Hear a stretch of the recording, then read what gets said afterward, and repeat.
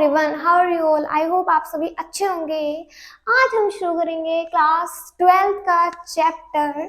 दिख ही रहा होगा क्या, मॉलिक्यूलर बेसिस ऑफ इनहेरिटेंस। देखो, ये चैप्टर जो है बहुत ही इजी है, लेकिन सब बच्चों को ये सबसे हार्ड चैप्टर लगता है, पता नहीं क्यों। इस चैप्टर की वीडियोस के बाद आपको आई गारंटी बहुत इजी चैप्टर लगेगा, राइट। और ये चैप्टर मजे की बात ये है, सबसे ज्यादा स्कोरिंग है, चाहे आप नीट ले लो चाहे बोर्ड्स ले लो। नीट में पूरी 11th-12th की बायोलॉजी ले लो, पूरी बायोलॉजी में जो है सबसे स्कोरिंग चैप्टर यही है। यहाँ से क्वेश्चंस आते हैं, कंसेप्ट बेस्ड आते हैं, इजी आते हैं, राइट। तो इस चैप्टर को हम स्टार्ट करते हैं। बहुत ही इंटरेस्टिंग जर्नी होने वाली है इस चैप्टर की, राइट। तो molecular basis of inheritance means इसमें हम डीएनए के बारे में पढ़ेंगे। डीएनए क्या होता है? देखो, जेनेटिक मटेरियल क्या होता है? पहली बात तो जेनेटिक मटेरियल देखते हैं। जेनेटिक मटेरियल क्या होता है? दो टाइप्स का। एक मोस्टली जो ज्यादातर ऑर्गेनिज्म में होता है वो होता है डीएनए, और जो कुछ वायरसेस में होता है वो होता है आरएनए। मोस्टली ऑर्गेनिज्म में डीएनए होता है, that is deoxyribonucleic acid. And कुछ viruses such as tobacco mosaic virus, QB bacteriophage, इन वायरसेस में होता है आरएनए जेनेटिक मटेरियल। अब देखते हैं डीएनए क्या होता है। डीएनए जो है एक पॉलीमर है। पॉलीमर मींस जो बहुत सारी यूनिट से बना हुआ होता है। So DNA is a long chain of polynucleotides. Polynucleotides. बहुत सारे न्यूक्लियोटाइड मिलेंगे, एक न्यूक्लियोटाइड, 2, 3, 4 ऐसे करके बहुत लंबी चेन बना लेंगे, तब बनेगा वो डीएनए। पॉलीन्यूक्लियोटाइड क्या होते हैं? पॉली तो मीन्स बहुत सारे। अब न्यूक्लियोटाइड क्या होते हैं? न्यूक्लियोटाइड जो होते हैं वो होते हैं शुगर को अगर हम बेस से मिला दे, मीन्स अटैच कर दे। कैसे करेंगे अभी सब कुछ डिटेल में देखेंगे, बेसिक से स्टार्ट करें। प्लस एक फॉस्फेट ग्रुप भी अगर उसमें प्रेजेंट हो तो वो बनाता है एक न्यूक्लियोटाइड। अब शुगर और बेस खाली है, अगर फॉस्फेट ग्रुप नहीं है, यानी कि खाली शुगर और बेस है, वो दोनों मिलके बनाते हैं क्या? एक न्यूक्लियोसाइड। शुगर और बेस मिलके बनाते हैं एक न्यूक्लियोसाइड। अब शुगर कैसे? जो हमारे डीएनए या आरएनए में जो शुगर प्रेजेंट होती है उसमें बस थोड़ा सा डिफरेंस होता है। आरएनए में राइबोज शुगर होती है, डीएनए में डीऑक्सीराइबोज। मींस राइबोज से डीऑक्सी, ऑक्सीजन डिलीट हो गया, ऑक्सीजन नहीं है। कैसे होता है? देखो, मैं एक शुगर लूं, सपोज राइबोज शुगर मैंने ली। राइबोज शुगर क्या होती है? ये कुछ इस तरीके की, राइट। यहाँ पे ये कार्बन होते हैं, ये H OH, यहाँ पे भी H OH H OH, और यहाँ पे होता है CH2 OH और H। राइबोज जो है एक 5 कार्बन की शुगर होती है। कैसे? देखो, एक कार्बन, ये डॉट, 1 2 3 4 5, 5 हो गए। अब अगर खाली यहाँ पे अगर हाइड्रोजन नहीं लिखा हुआ था, ऐसे ही ये डंडा खड़ा कर देते हैं, तो कहीं पे भी अगर कार्बन की वैलेंसी पूरी नहीं है, डायरेक्ट एक लाइन रो है, मींस वो वैलेंसी हाइड्रोजन से ही पूरी हो रही है, राइट। तो आप समझ जाना, अगर डायरेक्ट खाली ऐसे भी दे दे, यहाँ पे H ना लिख के खाली OH, तो समझ जाना कि यहाँ पे H ही होगा। क्यों? देखो, यहाँ पे एक कार्बन है, कार्बन की 4 वैलेंसी होती है, 1 2 3 4, 4 ही फुल हो चुकी है, टेट्रावैलेंट हो चुका है, ठीक है। ये छोटो, केमिस्ट्री में नहीं जाते हैं। ये है हमारी राइबोज शुगर। अब इससे हम डीऑक्सीराइबोज कैसे बनाएंगे? देखो पहले तो नंबरिंग करते हैं। ये 1 कार्बन 2 3 4 5, राइट। इसे प्राइम कह देते हैं क्योंकि अभी हम वो भी जोड़ेंगे ना नाइट्रोजनस बेस, तो उसे 1 2 और इसके कार्बन को 1 प्राइम 2 प्राइम 3 प्राइम ऐसे करके कह देते हैं, ठीक है। कोई इसमें कोई वो बात नहीं है दिक्कत वाली। अगर हम इसकी 2 पोजीशन पे से ऑक्सीजन रिमूव कर दें, मींस माइनस ऑक्सीजन कर दें, तो ये कैसे बचेगा? यहाँ पे HOH, ठीक है, फर्स्ट पोजीशन पे। दूसरी वाली पोजीशन पे H, यहाँ पे भी H क्योंकि ऑक्सीजन रिमूव हो चुकी है। डीऑक्सी मींस ऑक्सीजन डिलीट हो चुकी है। और यहाँ पे जैसे है वैसे ही रहेगा, CH2 OH एंड H। ये है राइबोज शुगर 5th कार्बन की, ये भी 5 कार्बन की है, लेकिन ये है डीऑक्सीराइबोज शुगर, राइट। अब आपके दिमाग में क्वेश्चन, ये डीएनए में होती है, ये आरएनए में। यहाँ पे मैं एक चीज क्लियर कर दूं, आपके दिमाग में क्वेश्चन आ रहा होगा, इसमें राइबोज क्यों, इसमें डीऑक्सीराइबोज क्यों? देखो ऑक्सीजन जो है वो एक रिएक्टिव एलिमेंट है, लेकिन जो हमारा डीएनए है उसे स्टेबल होना चाहिए। अगर वो रिएक्टिव होगा, अनस्टेबल होगा, तो सपोज हम अभी नॉर्मल टेम्परेचर पे हैं, हम गए बहुत ही ठंडे इलाकों पर, राइट, घूमने गए, शिमला गए या फिर कहीं फॉरेन गए, एक्सटर्नल एनवायरनमेंट चेंज हुआ, पता चला हमारा डीएनए भी चेंज हुआ। क्यों? डीएनए स्टेबल नहीं था ना, तो इसीलिए जरूरी है डीएनए स्टेबल होना चाहिए, जिसकी वजह से ये रिएक्टिव ऑक्सीजन जो है वो रिमूव हो जाती है और डीऑक्सीराइबोज शुगर यूज होती है हमारे किसमें, एक डीएनए के मॉलिक्यूल में। अब क्या चीज देखेंगे हम देखते हैं नाइट्रोजनस बेस के बारे में। देखो नाइट्रोजनस बेस जो है वो 2 टाइप के होते हैं, नाइट्रोजनस बेस। एक होता है प्यूरीन, एक होता है पायरिमिडीन। क्या मतलब, अभी देखेंगे। पहले प्यूरीन एंड पायरिमिडीन। प्यूरीन के अंदर क्या क्या आते हैं, कौन कौन से नाइट्रोजनस बेस आते हैं? 2 नाइट्रोजनस बेसेस आते हैं, AG। इसे हम याद रखेंगे आलू गोभी से, आलू गोभी याद रख लो, प्यूरीन आलू गोभी। AG means adenine, adenine guanine.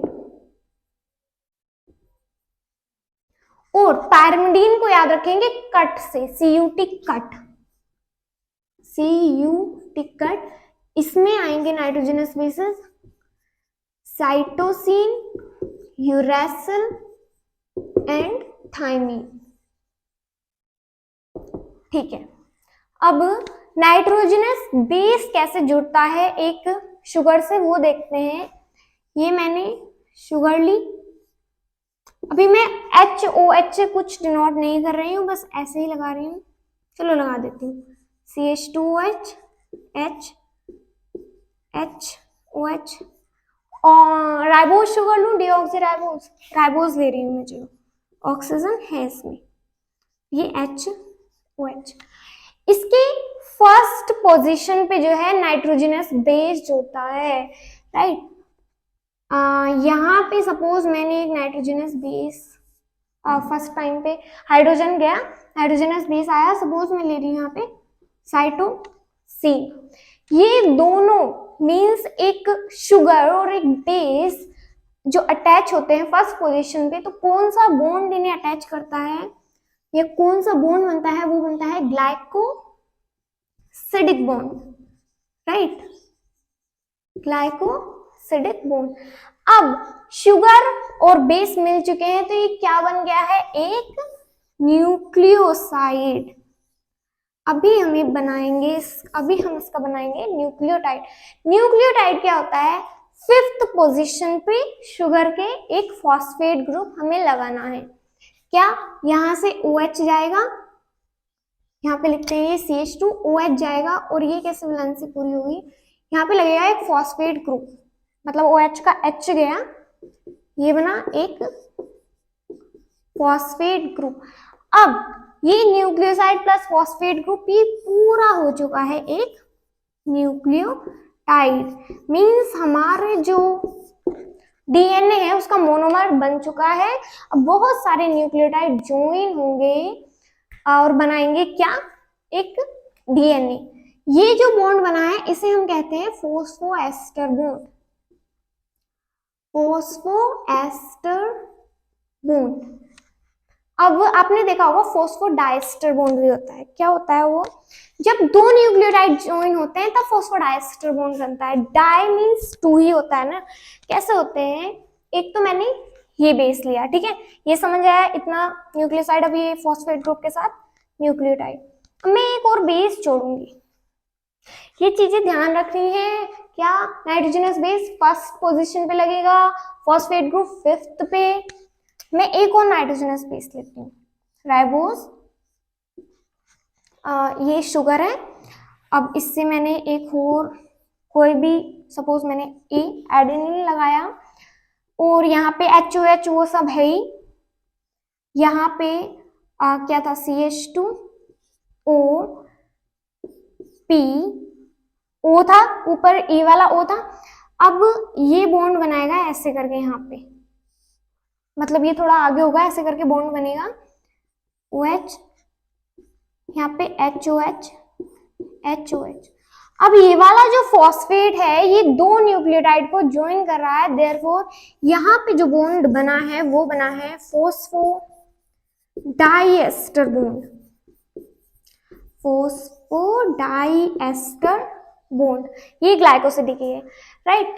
तो जब एक न्यूक्लियोटाइड की चेन बनती है, इसके ये मैंने दो न्यूक्लियोटाइड जगह एक न्यूक्लियोटाइड और फिर और बहुत सारे न्यूक्लियोटाइड जुड़ेंगे, तो चेन के बाद फर्स्ट जो न्यूक्लियोटाइड है उसका फिफ्थ फॉस्फेट ग्रुप खाली रहता है, फ्री रहता है, क्योंकि यहाँ पे देख लो फिफ्थ फॉस्फेट खाली है 5 प्राइम। और यहाँ पे लास्ट वाले न्यूक्लियोटाइड का जो थर्ड कार्बन है वो फ्री रहता है। मीन्स यहाँ पे देखो कोई फॉस्फेट नहीं है लास्ट वाला, तो यहाँ पे 3 प्राइम जो है वो फ्री है। मीन्स 5 प्राइम एंड पे क्या होता है, फ्री फॉस्फेट मोइटी।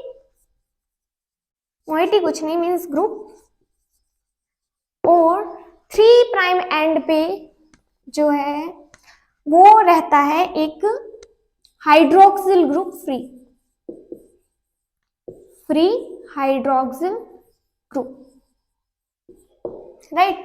तो जब भी एक न्यूक्लियोटाइड बनता है, मतलब चेन ऑफ न्यूक्लियोटाइड बनती है, तो उसकी ग्रोथ कैसे होती है, वो हमेशा 5 prime to 3 prime chain growth होती है, 5 प्राइम टू 3 प्राइम।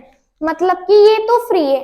अब कोई न्यूक्लियोटाइड आएगा तो न्यू न्यूक्लियोटाइड कहाँ पे जुड़ेगा, फॉस्फेट डाइस्टर बॉन्ड से यहाँ पे जुड़ेगा।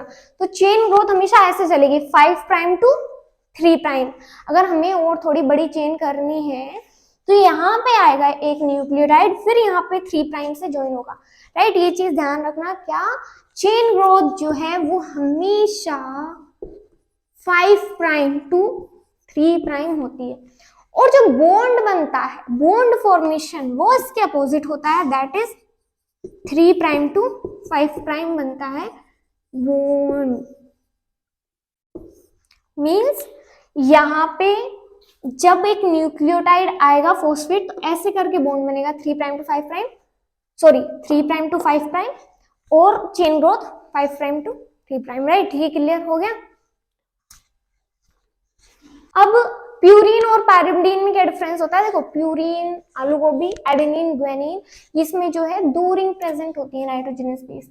मतलब एक एग्जांपल के तौर पर बता रही हूँ, एग्जैक्ट स्ट्रक्चर ऐसा नहीं होता, कुछ इस तरीके से 2 रिंग प्रेजेंट होंगी और इसमें जो है एक ही नाइट्रोजनस रिंग होती है। अब नाइट्रोजन बेस है तो उसमें नाइट्रोजन तो ऑब्वियसली प्रेजेंट होगी। प्यूरीन में 2 रिंग होती है, पैरिमिडीन में 1 रिंग। अब जैसे हमने कहा ना एडेनिन, ग्वानिन, वैसे ही जब ये बेसेस शुगर से मिलेंगे तो न्यूक्लियोसाइड बनाएंगे तो उनके थोड़े नेम भी चेंज हो जाते हैं। क्या, एडेनिन का जो है वो बन जाएगा एडिनोसिन, न्यूक्लियोसाइड, ग्वेनोसिन, ऐसे ही साइटिडाइन, मतलब जब ये किसके साथ हो जाएंगे, शुगर के पास, यूरिडाइन, थाइमिडाइन। अब जब ये फॉस्फेट ग्रुप भी उस न्यूक्लियोसाइड में अटैच हो जाएगा तो ये बना लेंगे क्या, एडिनाइलिक एसिड, ग्वेनाइलिक एसिड, राइट, ऐसे ही यूरिडाइलिक एसिड, साइटिडाइलिक एसिड, ये सब चीजें, राइट। तो ये सब नेम जो है, इसमें डिफरेंस याद रखना आप कि एसिड आ रहा है तो मीन्स न्यूक्लियोटाइड बन चुका है, ग्वेनोसिन और यूरिडाइन, थाइमिडाइन ऐसे करके तो न्यूक्लियोसाइड है अभी, means nitrogenous base only, sugar से अटैच है। और अगर खाली है तो मीन्स खाली नाइट्रोजनस है, एडेनिन, ग्वानिन खाली है, यूरेसिल, थाइमिन तो खाली नाइट्रोजनस बेस है, राइट। अब थोड़ा डीएनए के बारे में और देखते हैं।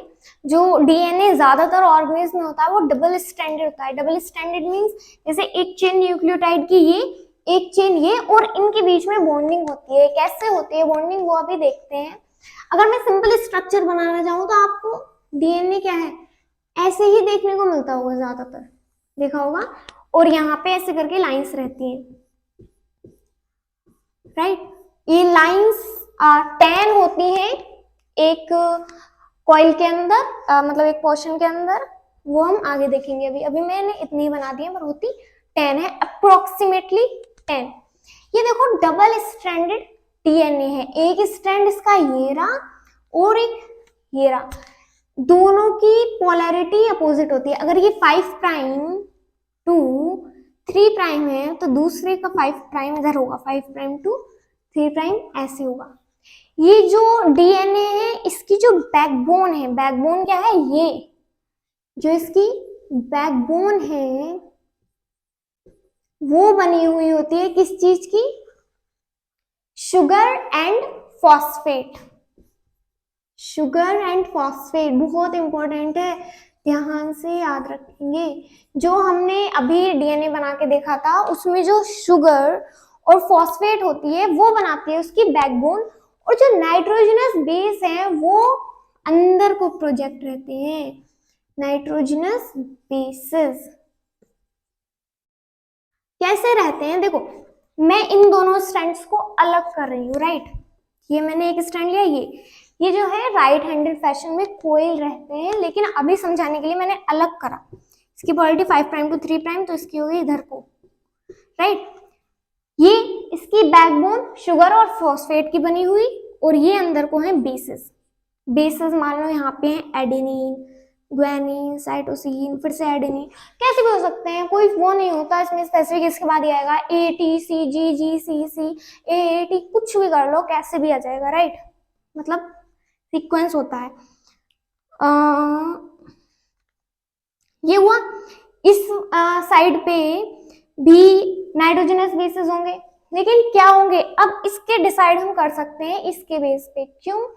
क्योंकि एडेनिन जो है वो हमेशा ज्वाइन होता है थाइमिन से, किसमें, डीएनए में, थाइमिन से with double hydrogen bond, 2 bond से। और ये कौन सा बॉन्ड है, हाइड्रोजन बॉन्ड है, ये ध्यान रखेंगे कौन सा बॉन्ड है, हाइड्रोजन बॉन्ड।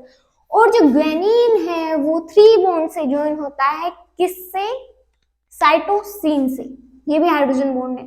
ये तो हुआ डीएनए की बात। आरएनए में थोड़ा सा डिफरेंस है, क्या, अब इसमें जो ए है एडेनिन वो थाइमिन से बॉन्डिंग नहीं करता, मींस ऐसे मानो आरएनए में जो है थाइमिन के प्लेस पे यूरेसिल होता है, यूरेसिल से करेगा ये। और जी और सी तो मस्त है, ऐसे ही रहते हैं आरएनए में भी डीएनए में भी, राइट। इसका क्या रीजन है कि यहाँ पे यूरेसिल होता है, यहाँ पे थाइमिन, वैसे तो आगे आएगा फिर मैं बता देती हूँ। देखो थाइमिन जो है वो थोड़ा सा स्टेबल है और यूरेसिल थोड़ा ज्यादा रिएक्टिव है, राइट। तो क्योंकि हमें डीएनए थोड़ा स्टेबल रखना है, स्टेबल जेनेटिक मटेरियल तो स्टेबल तो होना ही चाहिए, इसीलिए थाइमिन आता है in place of uracil. Thymine कुछ नहीं होता, थाइमिन कुछ नहीं, बस थाइमिन इज 5 मिथाइल यूरेसिल, समझे क्या, 5 मिथाइल यूरेसिल। जो हमारे पास यूरेसिल है, क्या बन गया यूरेसिल है मिथाइल, जो हमारे पास यूरेसिल है उसके 5th पोजीशन पे मिथाइल ग्रुप यानी कि CH3 ऐड कर दो, थायमीन बन जाएगा। ठीक है, यहाँ पे आए हम तो हमें पता है ये डीएनए की बात चल रही है, तो A T से बॉन्ड बनाएगा तो यहाँ पे T होगा, G C से यहाँ पे C होगा, और C G से A फिर से T से, तो ये बॉन्ड जो है ये यहाँ पे बॉन्ड बनेंगे, ये खोल के दिखाया मैंने, राइट, यहाँ पे राइट हैंडेड फैशन में खोल रहते हैं, ये बना हमारा डीएनए। ऐसे करके बॉन्डिंग होती है, मतलब कि दो टू स्ट्रैंड्स जो हैं वो एक दूसरे से ज्वाइन रहते हैं थ्रू द हाइड्रोजन बॉन्डिंग, और भी कुछ उसमें इंटरेक्शंस होती हैं वो आगे देखेंगे। ठीक है, तो बैकबोन हो गई शुगर फॉस्फेट, और इनवर्ड हो गई, अंदर जो है वो प्रोजेक्ट जो रहते हैं वो नाइट्रोजनस बेसिस जो हाइड्रोजन बॉन्डिंग से अटैच रहते हैं, राइट। सिंगल स्ट्रैंडेड है, कुछ ऑर्गेनिज्म होता है लोअर ऑर्गेनिज्म में तो उसमें एक ही चेन रहती है, जैसे ये ही रहेगी चेन, और ATCG इसमें कोई बॉन्डिंग नहीं होती, लेकिन ऑर्गेनिज्म हमें तो डबल स्ट्रैंडेड है, और मोस्ट ऑफ द ऑर्गेनिज्म में डबल स्ट्रैंडेड डीएनए ही होता है, राइट। हमने जो बेसिक है वो तो देख लिया, अब हम आगे बढ़ते हैं। आगे क्या है, कुछ ऑर्गेनिज्म दिए हुए हैं, उनके कितने बेस पेयर या कितने न्यूक्लियोटाइड्स होते हैं उनका अप्रॉक्सीमेशन देखते हैं। सब ऑर्गेनिज्म में सेम नहीं होते, डिफरेंट ऑर्गेनिज्म में डिफरेंट न्यूक्लियोटाइड्स होते हैं। सबसे पहले अगर हम देखें 5174 वायरस है एक, और इसमें कितने वो होते हैं, वो 5386 न्यूक्लियोटाइड्स इसमें प्रेजेंट होते हैं। ठीक है, न्यूक्लियोटाइड है, बेस पेयर नहीं दिया हुआ, मीन्स सिंगल स्ट्रैंडेड होगा। एक है बैक्टीरियोफेज लैम्डा, बैक्टीरियोफेज भी वायरसेस ही होते हैं, लेकिन ये कैसे वायरसेस होते हैं, बैक्टीरियोफेज ऐसे वायरसेस होते हैं जो कि किसी बैक्टीरिया को इन्फेक्ट करें, राइट। इसमें होते हैं 48502 बेस पेयर्स। ठीक है, ये जो है इंपॉर्टेंट है, मैं बता रही हूँ क्यों, इससे क्वेश्चन इस बार बोर्ड में भी पूछा गया है 2023 में ही, और जो नीट 2022 होता है ना, रीनीट, उसमें मैचिंग के फॉर्म में ये चीज आया था। तो कोई भी डाटा वगैरह कुछ नहीं छोड़ना है एनसीईआरटी का, चाहे वो बोर्ड हो चाहे नीट। एस्चेरिशिया कोलाई, ई कोलाई एक बैक्टीरिया है, प्रोकैरियोटिक है, मीन इसमें होते हैं 4.6 इंटू 10⁶ बेस पेयर। और ह्यूमन जीनोम, ह्यूमन जीनोम से क्या मतलब, जीनोम मीन्स जो हैप्लॉइड कंटेंट डीएनए कंटेंट होता है जो कि गैमीट में प्रेजेंट होता है। गैमीट में हैप्लॉइड डीएनए होता है ना, हैप्लॉइड सेल्स होते हैं gamete, right. Genome means haploid DNA content, haploid DNA content कितने होते हैं, 3.3 into 10⁻9 base pair billion, 10⁹ billion होता है ना, इतने सारे बेस पेयर प्रेजेंट है हैप्लॉइड कंटेंट में। डिप्लॉइड निकालेंगे तो डिप्लॉइड में डबल होते हैं, मींस इंटू 2 करेंगे तो उससे निकाल लेंगे, राइट, 6.6 आ जाएगा, 6.6 इंटू 10⁹ बेस पेयर्स। ये हमने 4 ऑर्गेनिज्म के जो है उसमें कितने न्यूक्लियोटाइड या डीएनए होते हैं याद रखेंगे। मैंने तो ऐसे याद रखा, 174 में 5386, बैक्टीरियोफेज लैम्डा में 48502, और ये तो याद है, राइट। डीएनए डिस्कवर कैसे हुआ था, सबसे पहले जो डीएनए डिस्कवर हुआ था वो किया था किसने, 1869 में फ्रेडरिक माइस्चर ने, माइस्चर पता नहीं क्या कहेंगे, मॉइस्चर पता नहीं क्या पढ़ेंगे इसे, फ्रेडरिक माइस्चर ने कैसे, एज एन एसिडिक सब्सटेंस, पस सेल से करा था बेसिकली उन्होंने, एसिडिक सब्सटेंस, जैसे हमारे चोट लग जाती है उसमें पस बन जाती है ना, तो उससे उन्होंने डिस्कवर किया था DNA as an acidic substance, means DNA acidic होता है, और उसका जो नाम दिया था वो दिया था न्यूक्लियन, राइट। इसके बाद जो double stranded simple but famous structure जो है वो दिया था 1953 में। किसने? France Crick and James Watson. Short में लिख रही हूं मैं, पूरा नेम है France Crick and James Watson ने जो है वो डबल हेलिक्स मॉडल दिया था, डबल हेलिक्स स्ट्रक्चर, ये मॉडल ऑफ डीएनए। कैसे? Based on the data of X ray diffraction, means X ray diffraction से उन्होंने कुछ डाटा प्रोड्यूस किया था और उसके बेसिस पे उन्होंने डबल हेलिक्स मॉडल या स्ट्रक्चर दिया था डीएनए का। लेकिन मजे की बात यह है कि जो एक्सरे डिफ्रैक्शन डाटा है ये इन्होंने प्रोड्यूस नहीं करा था, ये जिन्होंने करा था वो थे क्या? Maurice Wilkins and Rosalind Franklin. पूरा नेम आप बुक से देख सकते हैं, यहाँ पे मैं शॉर्ट में लिख रही हूँ, Maurice Wilkins and Rosalind Franklin. Means इन्होंने जो है देखो एक पूरा एक्सरे डिफ्रैक्शन एक्सपेरिमेंट करा, उससे डाटा निकाला, सब कुछ काम इन्होंने करा, लेकिन जो उस पे बेस्ड कंक्लूजन निकला मीन्स डबल हेलिक्स मॉडल का, वो दिया France Crick and James Watson ने, राइट। इसके बाद देखेंगे हम इरविन चारगाफ रूल, बहुत ही इंपॉर्टेंट रूल है और यहाँ से आते भी काफी सारे क्वेश्चन है। क्या?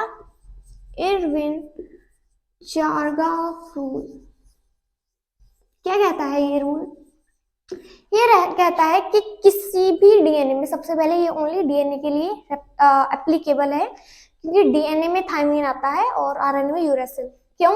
देखो ये कहता है कि ratio of adenine plus guanine is equal to होगा ratio of thymine plus cytosine. ये हम वैसे भी पता निकाल सकते हैं। कैसे? देखो एक डीएनए में ए जो है हमेशा टी से बॉन्ड करेगा तो ए टी के इक्वल होगा और जी हमेशा टी सी से करेगा तो जी जो है वो सी के, जो जी जितना जी होगा उतना ही सी होगा क्योंकि जी सी के साथ 3 हाइड्रोजन बॉन्ड से अटैच हो रहा है। तो ये उन्होंने एक रूल के फॉर्म में दे दिया कि ratio of A plus G means adenine guanine is equal to thymine plus cytosine. इससे क्वेश्चन कैसा आता है? क्वेश्चन ऐसा आता है, हमसे कहा लो एडेनिन किसी डीएनए में दे रखा है 30%, अब ग्वानिन थायमीन साइटोसिन इन सब की परसेंटेज बताओ कितने कितने परसेंट होंगे। देखो एडेनिन इतना है तो इतना ही तो थायमीन होना चाहिए, राइट। तो थायमीन की कितनी परसेंटेज आ गई? 30%, ठीक है। टोटल एडेनिन और थायमीन ने डीएनए का कितना परसेंट बना लिया? 30 प्लस 30 60%। बचा कितना? 100 माइनस 60, टोटल अभी 40% बचा है। अब ये 40% इक्वली बनाएंगे कौन कौन? Guanine and cytosine. मीन्स जो ग्वानिन होगा वो 20% और साइटोसिन भी 20%, राइट। क्लियर हुआ ये चीज? एक और एग्जांपल लेके जाऊं। देखो अगर हमसे कहा ये है जी की परसेंटेज है ग्वानिन की, सपोज करो 20% और नाइट्रोजनस बेसिस की हमसे पूछी है, जी की इतनी है, सी की इतनी ही होगी। सी की कितनी हो गई? 20, टोटल कितनी होगी? 20 20 40 हो गई। अब बची कितनी? 60। अब 60 जो है वो दोनों मिलके बनाएंगे एडेनिन और थायमीन, आधी आधी। कितनी? एडेनिन की हो जाएगी 30 और थायमीन की भी 30, प्लस कर लेंगे 30 30 60 प्लस 40 100। ये तो है इरविन चारगाफ रूल। अब हम देखते हैं सेलेंट फीचर्स ऑफ डीएनए जो कि 4 दिए हुए हैं जिसमें से 3 तो हमने पढ़ लिए। क्या? पहला फीचर तो यही है कि जो डीएनए है डबल स्ट्रैंडेड वो राइट हैंड फैशन में कोइल रहता है और वो जो है क्या करता है? पेयरिंग होती है, मीन्स एडेनिन की थायमीन के साथ डबल बॉन्ड और ग्वानिन की साइटोसिन के साथ 3 बॉन्ड के साथ। पहला तो ये हो गया। दूसरा चीज, जो 2 स्ट्रैंडेड डबल स्ट्रैंडेड डीएनए में उनकी अपोजिट पोलैरिटी होती है, मीन्स एक 5 प्राइम टू 3 प्राइम में तो दूसरा इधर को होगा 5, इधर को 3 प्राइम, इधर को 5 प्राइम, मतलब दोनों की अपोजिट एंटी